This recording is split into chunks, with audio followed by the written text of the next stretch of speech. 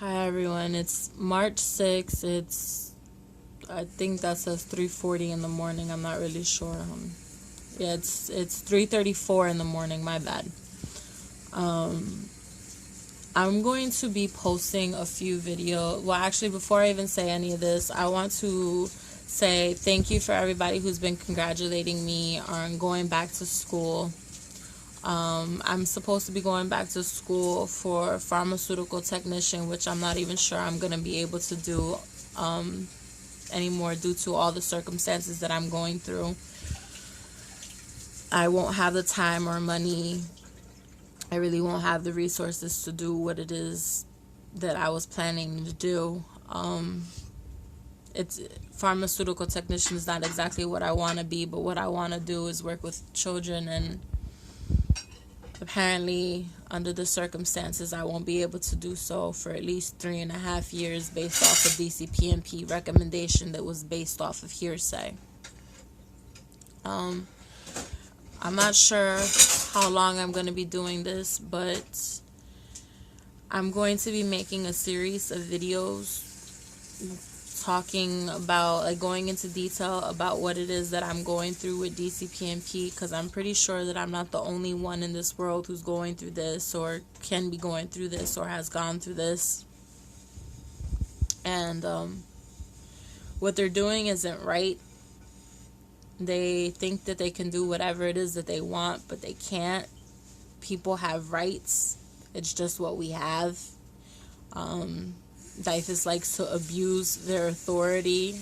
A lot of authority likes to abuse their authorities, be it DCPNP, cops, medical people, any school, anything. People like to abuse the power that they, so-called have, as if they're better than other people, but it's just not the case.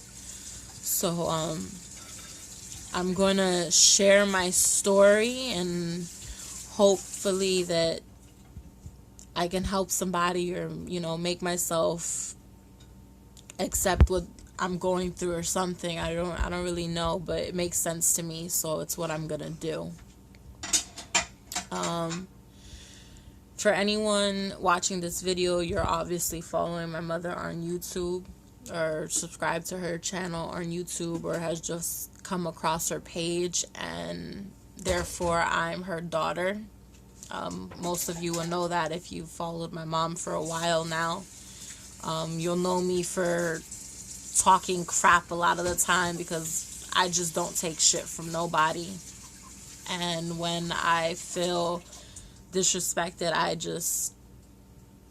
kind of just lash out. I've been dealing with DYFS for, I want to say, honestly, I've been dealing with DYFS for years on and off now, because I suffer from PTSD. I've suffered from PTSD for a very long time. And more recently, I have PTSD, depression, and anxiety, which the depression and anxiety have just been given to me based off of the fact that my daughter, who's 3 months old now, has been taken from me from the day that she was born for no reason except for hearsay. According to DYFS, they never did any of that.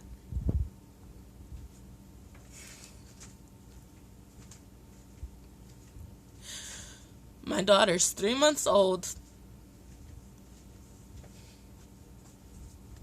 and she lives with a man that may not be her father, which I mentioned in another video that will be posted. But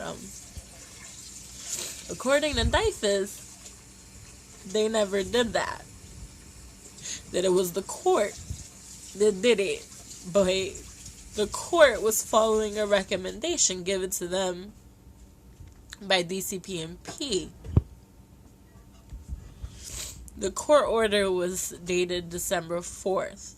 My daughter was born December 3rd. I'm sorry, this is very emotional for me, because On December 1st, I went into the hospital because I had 2 seizures and an asthma attack. The seizures and the asthma attack were induced by the fact that my ex-fiance had been choking me, and I had to go to the hospital. And 2 days later, they induced me to have my daughter, because not only do I have seizures and had an asthma attack, I have a hole in my heart that I was born with.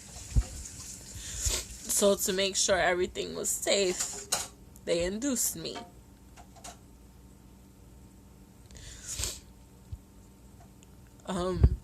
Before inducing me, they never checked my baby, and when they did induce me, my daughter was born with her cord around her neck, and I almost lost my life. I lost a lot of blood.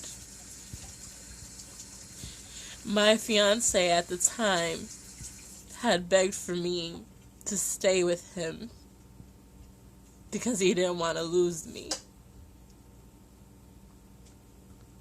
And at that time, I didn't care. I wanted to let go. And I thought that I was being called by his voice, but I wasn't. I was being called back by my daughter's cries. I couldn't let go.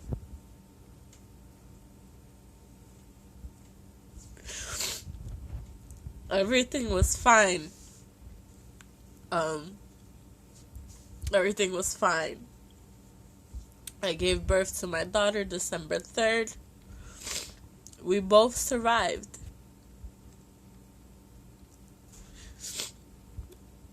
December 4th, my fiance at the time went behind my back with DCPNP to court, and he lied to me while I was in the hospital. He said his car broke down, and I was so scared for him. It wasn't until December 5th, the day that I was supposed to be released from the hospital, that my fiance had served me with court papers saying that he got custody of the baby. The same day that DYFS, or more specifically Jamie Carbajal from the Middlesex County DCPNP office, located at 680 Pfeiffer Boulevard in Perth Amboy. Oops, I just gave oh well. I don't live in Perth Amboy, by the way, but that's where they're located, because I do in fact live in the Middlesex County area. So good luck finding out where if you're a stalker, because Middlesex County has too many towns associated with it, so I really don't care.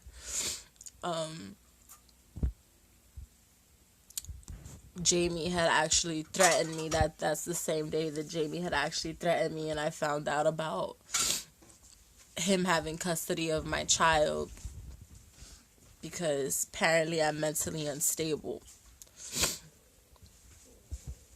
If me not almost dying between December 1st to December 3rd wasn't bad enough, Jamie Carbajal, again, the DCPNP worker, had the Newark Beth Israel, because that is where I in fact gave birth. He had them send me to the psych unit downstairs with Felix, saying that I had been cutting myself while in the hospital, which I never had did. Like, I'd never done it. And they said that I wanted to kill myself. Again, I never said any of that. Felix did. I didn't. I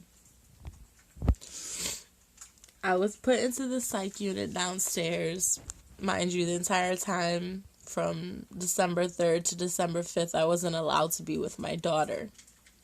I was allowed to breastfeed her for all of 3 minutes after they tried to force me into breastfeeding her, even though I didn't want to because I felt something very wrong. And I should have just followed my instincts, but stupid me, I didn't. I breastfed her for all of 3 minutes, and I wasn't allowed to be with my daughter at all. I couldn't walk to be with her, and the only time I was allowed to be with her is if he had been with me, because my daughter was put on a hold, which DYFS had said they never did. This case has been open since October, which is before my daughter was born. They were going to close the case based off of misunderstanding that my son was in a wheelchair when he's not. And now they're saying that they didn't even open the case until almost a month after my daughter had been born, so there's no way that they took her from me. A lot of things that DYFS has done here, or DCP&P, or CPS, or whatever it is that you want to call them, depending on your state, town, and all that other stuff, or personal preference. I prefer to say DYFS, since that's what I've known them as. They have done a lot of things wrong to me, and I've proven everything that I needed to prove. From my mental health, they said that I needed to prove my mental health, that I wasn't a danger to my child, and I did that. Then I did that, and now I have to prove my seizure histories. I've done that. Now I have to prove my mental health again, because the evaluations that I've gotten or whatever in the past few months, in the past 3 months, aren't good enough, because according to DYFS, according to Jamie Carbajal specifically, if you have not had a evaluation that lasted more than 4 hours, therefore it is not a real evaluation. So anybody who's going through something like this and your mental health is a question, or somebody who just has mental health issues, whether it's bipolar disorder, PTSD, Down syndrome, autism, anything, if you have not had a evaluation for at least 3 to 4 hours, just know you have never been properly evaluated according to DYFS worker Jamie Carbajal, who, mind you, does not have a PhD. But whatever. Who can argue with DYFS, right? Anyways, I'm getting a little off track. It's about to be 4 o'clock in the morning. My mom has distracted me by washing dishes because we're going crazy because of these people.